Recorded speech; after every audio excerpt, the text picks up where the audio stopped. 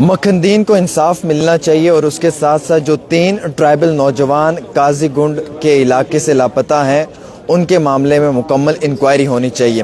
ہمارے ساتھ MLA کنگن میاں میر علی صاحب ہیں اور جن کی ڈیمانڈ ہے حکومت سے کہ جلد از جلد اس معاملے میں کارروائی بھی ہونی چاہیے۔ بہت بہت شکریہ سر۔ سر سب سے پہلا سوال ہے کہ جو ٹرائبل نوجوان لاپتہ ہیں ان کے حوالے سے کیا کہنا چاہیں گے سر؟ بالکل، وہ 12 فروری سے لاپتہ ہیں۔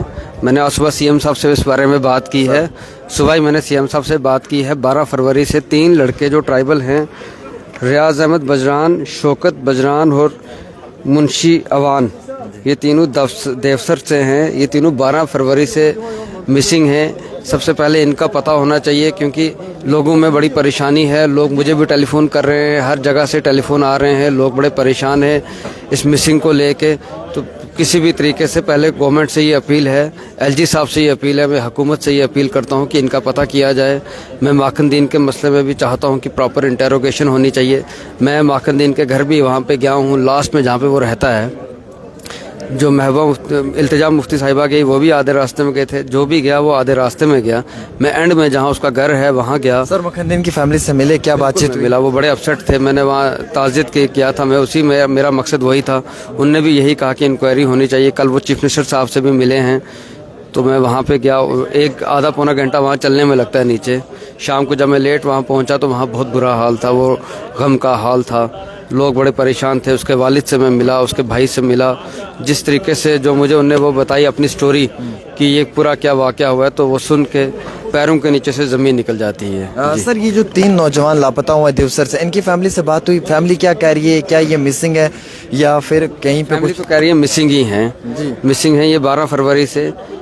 تو وہ کہہ رہے ہیں کہ 12 فروری سے یہ بچے مسنگ ہیں تینوں۔ ان کی فیملی سے میری بات ہوئی، دیوسر کے MLA جو میرے کولیگ ہیں ان سے بھی میری بات ہوئی ہے، اور میں نے آج صبح CM صاحب سے اس بارے میں بات کی ہے۔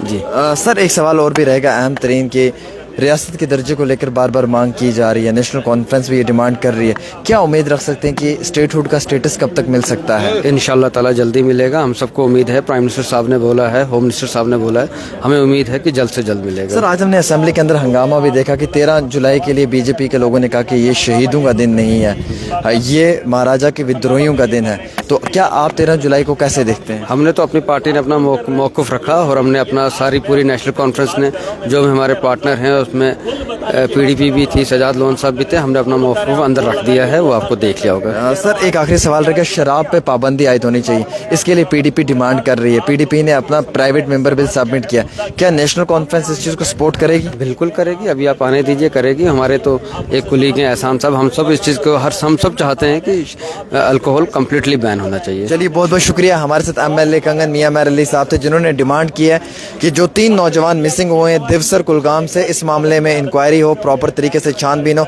اور مکھندین کے معاملے میں جوڈیشل انکوائری ہو، اور ساتھ ہی ساتھ ڈیمانڈ کی ہے انہوں نے کہ پراپر طریقے سے جو ہے انویسٹیگیشن بھی ہو اور شراب پہ پابندی عائد ہو، جموں کشمیر کو بہت جلد ریاست کا درجہ ملے۔ ایک چھوٹی سی رپورٹ عامر کے ساتھ۔